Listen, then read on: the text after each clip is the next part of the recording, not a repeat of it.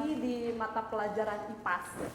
Dan kebetulan hari ini tanggal 21 Februari, di mana hari ini adalah Hari Peduli Sampah Nasional. Nah, hari ini kita akan tunjukkan kepedulian anak-anak SMKN 1 Kota Sukabumi terhadap sampah. Nah, hari ini kita akan membuat Eco Engine. Semangat?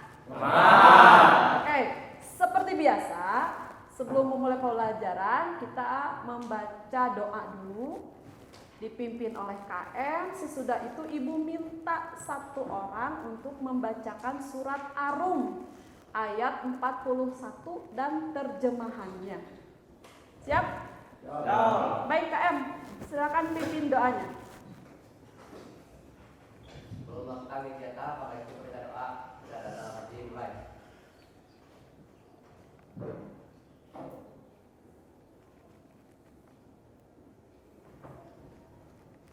Dan ditentukan. Silakan dibuka Ar-Rum ayat 41-nya.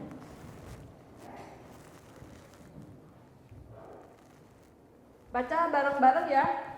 Tapi nanti terjemahannya dibaca oleh seorang saja, biar jelas. Ar-Rum ayat 41.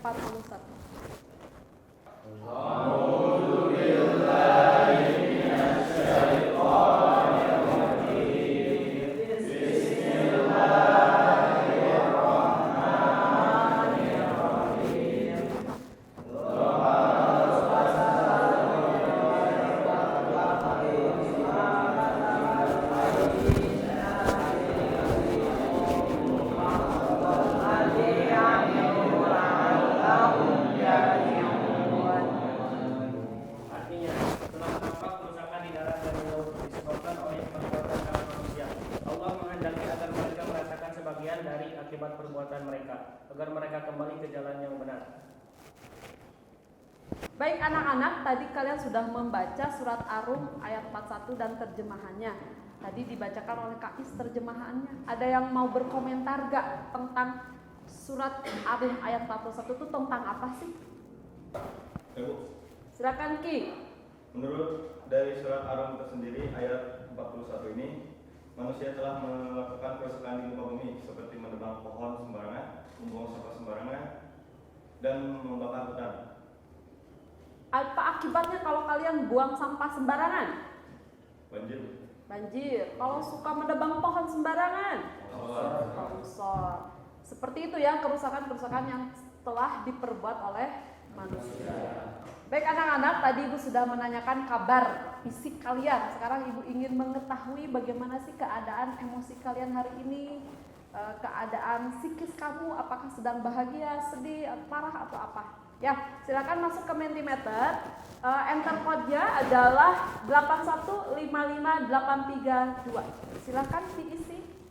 Ini ada 15 orang yang bahagia, sedih 2 orang, bersemangat 3 orang. Nah, karena ada yang sedih nih, kita yel-yel stagnancy dulu ya. Siap? Oke. 1, 2, 3. SMK bisa. SMK hebat. Stagnancy membatalkan pendidikan dan teknologi. Ya, semangat. Oke.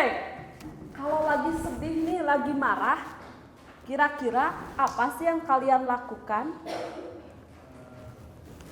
Silakan diisi lagi di Mentimeter. Jika sedang menghadapi masalah, apa yang bisa kalian lakukan untuk membantu menyikapi proses itu? Apa kamu sholat, tidur, healing? Ya, silakan. Melakukan hobi, sholat, hadapi, berolahraga, keren-keren semuanya nih. Tidur, bertanggung jawab. Dari sekilas komentar-komentar kalian tentang bagaimana cara menghadapi masalah, Ibu percaya diri bahwa kelas ini, kelas 10 TO1, ini orang-orangnya sudah bisa memanage diri dengan baik. Baik, kita masuk ke materi inti. Membuat kesepakatan kelas or classroom rules. 1. Start the day always on time. 2. Be nice and respect everyone. 3. Listen to teacher and classmates when they are talking. 4. Always be nice. Always be honest. 5. Work together to keep our classroom clean.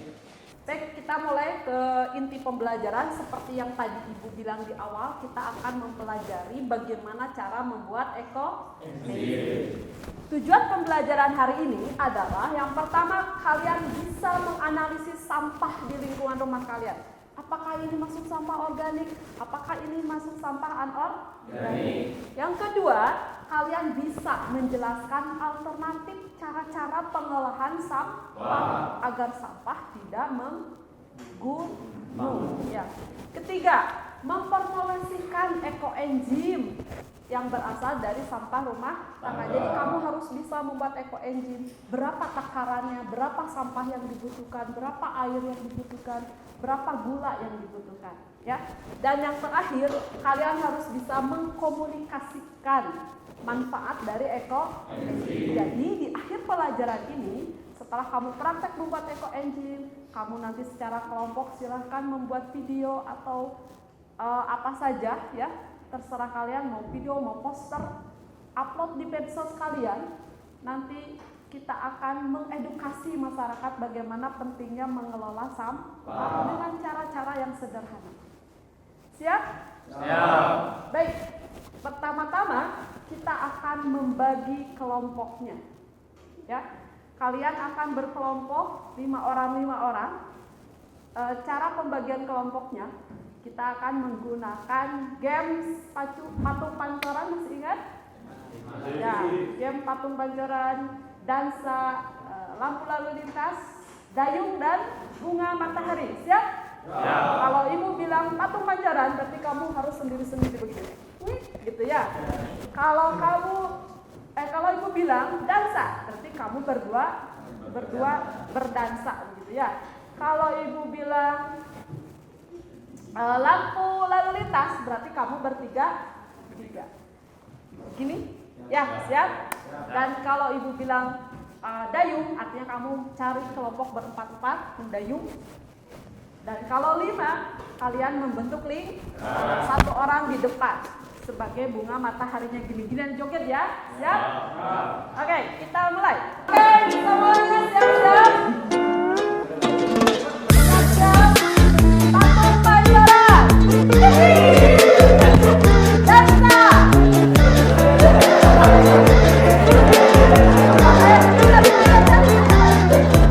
Oke, lampu lalu lintas. Kebanyakan kita banyak kita.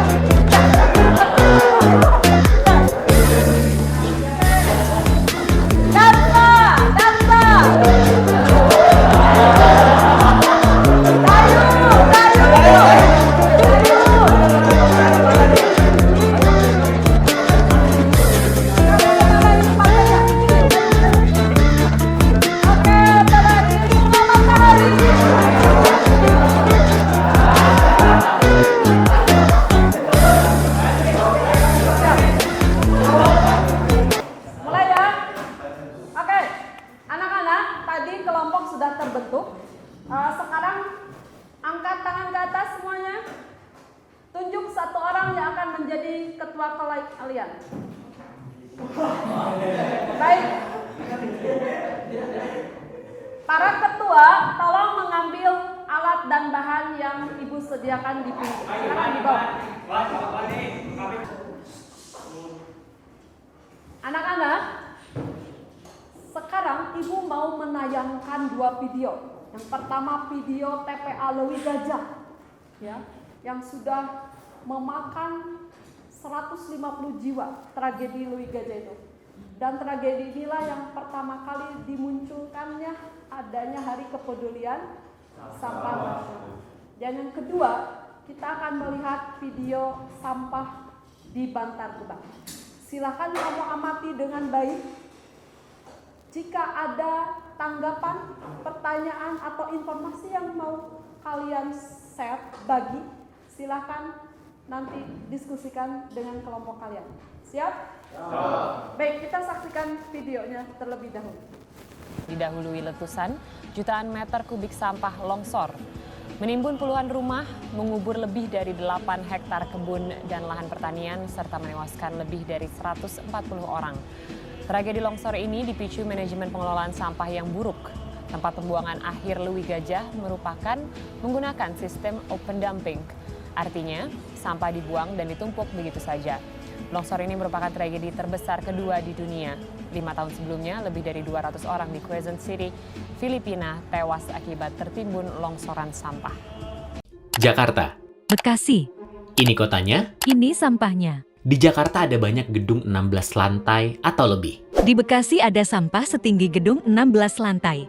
Setiap hari, 7.500 ton sampah yang diangkut menggunakan lebih dari 1.200 truk dibawa dari Jakarta ke pembuangan akhir di Bantar Gebang, Bekasi.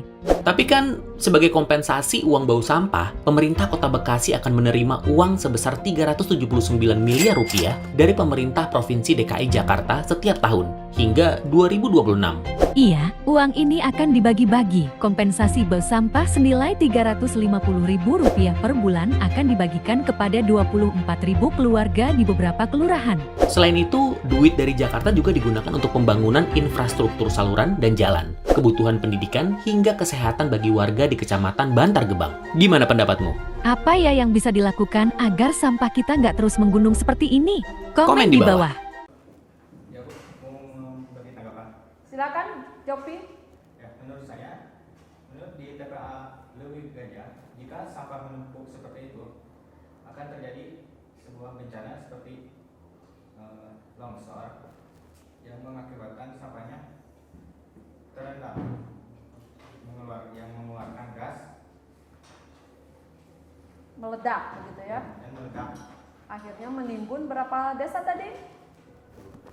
2 desa, ya. Dan menewaskan hampir berapa tadi? 150 jiwa. Oke, terima kasih Jopi. Bu, kelompok 4 ingin memberikan pertanyaan. Silakan. Kenapa TPA Lewi Gajah bisa sampahnya longsor atau meledak? Baik, kelompok 4 bertanya kenapa si TPA Lewi Gajah sampai meledak. Ada yang mau memberi tanggapan? Bu, menurut kelompok saya, sampah organik dapat menghasilkan gas metana yang jika membesar bisa meledak. Baik, bagus sekali kelompok 2. Kita beri aplaus kepada kelompok 4. Di sini saya ingin menambahkan informasi dari video tadi yang sudah menunjukkan di area sampah Bantar Gebang. Di area Bantar Gebang ini sampahnya sudah sampai 16 lantai yang jika tidak diberikan Treatment usaha untuk perbaikannya ya akan menimbulkan dampak yang sangat besar. dampak negatif yang sangat besar. Oleh itu kita bisa melakukan reuse, recycle. Oke, terima kasih kelompok 3 yang bisa memberikan tanggapan yang sangat keren. Anak-anak, tolong amati komposisi sampah nasional itu. Ya. Dari grafik ini, apa yang kalian bisa ambil informasi dari grafik ini?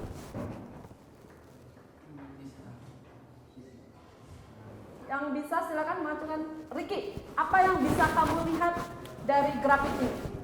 Bahwa komposisi sampah nasional yang terbesar itu adalah sisa makanan. Ya, ternyata sampah itu banyak dihasilkan dari sisa makanan. Hampir 28,62% sampah dihasilkan dari sisa makanan. Coba kita lihat data provinsi Jawa Barat. Ada yang bisa mengemukakan informasi apa yang kalian dapat dari grafik ini? Biar komposisi sampah di Jawa Barat itu sisa makanannya lebih banyak lagi, yang sedangkan yang nasional adalah 26%, sedangkan di Jawa Barat adalah 40%. ya, sampah Jawa Barat sisa makanannya lebih besar lagi, ya, hampir 40% dihasilkan dari sisa makanan. Artinya kalau kita tidak mengolah, mengurangi sisa makanan, maka sampah-sampah itu akan menggunung di TPA. Akhirnya ada kejadian luar biasa di Lewi Gajah. Akhirnya ada gedung, ada gedung sampah gitu ya di Bantar Gebang setinggi 16 lantai. Kalau kita tidak melakukan sesuatu, itu akan sangat bahaya gitu ya. Coba kita lihat di Kota Sukabumi. Jika kalian membuang sampah sembarangan terus-terusan tanpa ada pengolahan, maka setiap hari akan ada 8 cm sampah terus menumpuk seluas lapang sepak bola. Dari sumber sampahnya, coba lihat grafiknya. Ada yang mau memberi komentar? Edo, kira-kira komentarnya bagaimana Pak Edo? Mungkin Bu, di komposisi sampah berdasarkan sumber sampah akan lebih banyak di rumah tangga. Ya, sampah yang dihasilkan itu banyaknya dari rumah tangga sebanyak 49% dibandingkan dengan perkantoran dan yang lain-lain. Ya. Apa yang dapat kita lakukan? Ada yang mau berkomentar apa yang bisa kita lakukan untuk mengurangi sampah rumah tangga kita, mengurangi sampah sisa makanan kita? Kais?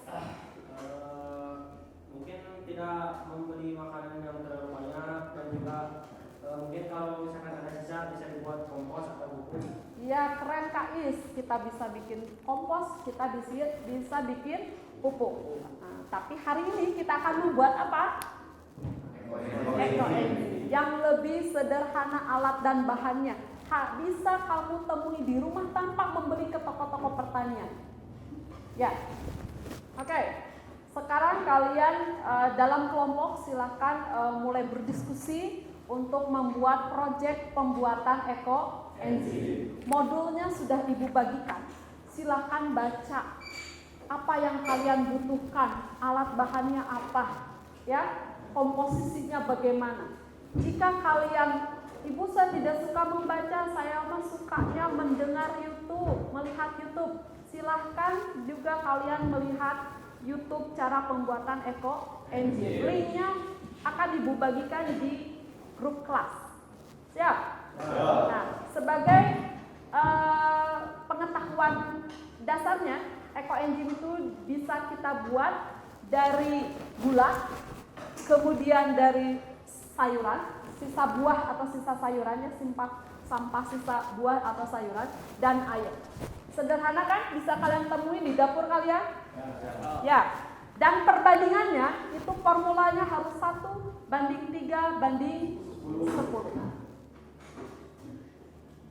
Jadi kalau kita punya 1 gram gula, maka sampahnya harus berapa gram? 3 gram. Airnya harus berapa gram? 10 gram. Kalau gula merahnya kita punya 1 kilo, berapa sampah yang kita butuhkan? 3 kilo. Berapa air yang kita butuhkan? 10 kilo. Bisa mulai dilakukan? Oke, silakan mulai praktikumnya.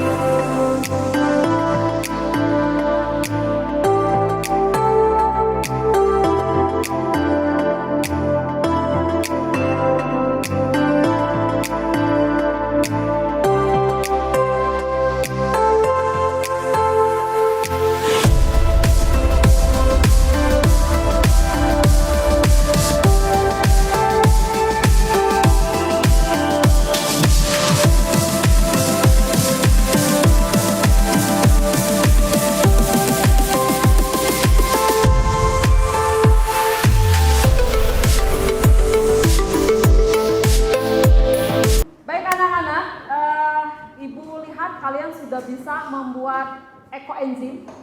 Eco-engine ini bukan resep dari Ibu, bukan. Ini adalah hasil penelitian berpuluh-puluh tahun dari seorang dokter pertanian dari Thailand, Dr. Rosukan, gitu ya. Dan ini tadi hasil praktek kalian, ini tanggal 21 Februari, berarti bisa kita panen 3 bulan. Jadi pada tanggal 21 Mei 2023. Nanti hasilnya akan seperti ini kalau kalian menghasilkan eco engine yang bagus gitu ya, sesuai parameter. Nanti kita ukur parameternya dari segi pH-nya, dari segi warnanya harus coklat begini, kemudian dari segi baunya itu bau asam fermentasi ya, kemudian pH-nya itu harus di bawah 4. Nanti kita akan terus mengecek proyek ini sampai selesai. Menurut kamu, apakah eco engine ini bisa dijual tidak? Bisa. Ini ibu beli di Shopee, harganya 15.000. Modal ibu apa? Cuma sampah dan gula merah. Jadi ibu inginkan kalian nanti panennya bisa dijual dengan produk yang menarik, dikemas dengan botol yang menarik seperti ini, jadi bisa dijual di marketplace. Siap ya? Oke, baik. Kalian sudah membaca modulnya kan tadi ya? Oke, ibu ingin tahu apa saja sih manfaat eco engine tersebut. Baik, kelompok 3, silakan. Izin menjawab Bu. Manfaatnya untuk membuat sabun cair alami, untuk penjernihan udara, untuk hand sanitizer alami juga, dan bisa membersihkan atau menjernihkan air danau. Oke, terima kasih kelompok 3, kita beri aplaus. Sudah membaca apa saja sih manfaat-manfaat dari eco engine. Sekarang saatnya kita kuis kelompok. Di depan kalian sudah ada amplop. Amplop itu berisi sampah-sampah. Silahkan kalian pilih sampah organiknya saja, tempelkan di styrofoam, kemudian angkat ke atas kalau kalian sudah menemukannya. Silakan dimulai.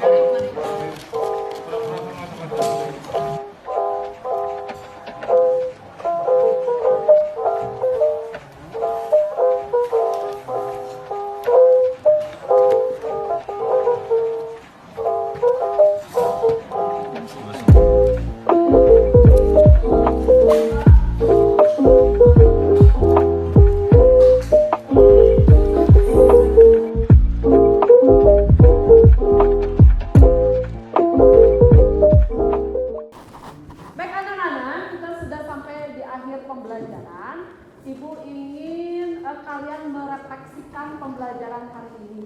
Ya. Siapa yang mau merefleksikan? Misalkan apa sih yang kalian sukai pada pembelajaran hari ini? Apa kesulitannya? Silakan. Oke, Ricky. Bagian yang saya sukai di sini adalah praktek. Praktek. Membuat ekoenzim. Oke, praktek ekoenzim. Ada kesulitan nggak, Ricky, yang kamu temui saat membuat ekoenzim? Mungkin bagian memotong sisa sampah sayuran. Memotong. Kenapa sulitnya, Ricky? Jarang masak. Jarang masak. Baik, ada lagi kah yang mau memberi? Baik. Siapa yang akan memberikan kesimpulan? Ya, silakan. Pembelajaran hari ini kita mempraktekkan tentang ekoenzim dengan bahan yang pertama itu ada gula merah dengan bandingan 1. Yang kedua ada sampah, itu bisa sayuran bekas makanan, itu banding 3. Kalau sama airnya itu harus banding 10. Baik, terima kasih Edo sudah memberikan kesimpulan pembelajaran ini. Kita beri tepuk tangan buat Edo. Seperti biasa, setelah pembelajaran kita ada kuis, ya, evaluasi, begitu ya, penilaian harian. Kalian siapkan handphonenya, kita bermain di Quizizz. Oke, semuanya sudah mengumpulkan hasil evaluasinya. Tugas untuk minggu depan kita akan jalan-jalan ke Bank Sampah Bank Sami ya di Sukabumi, itu di depan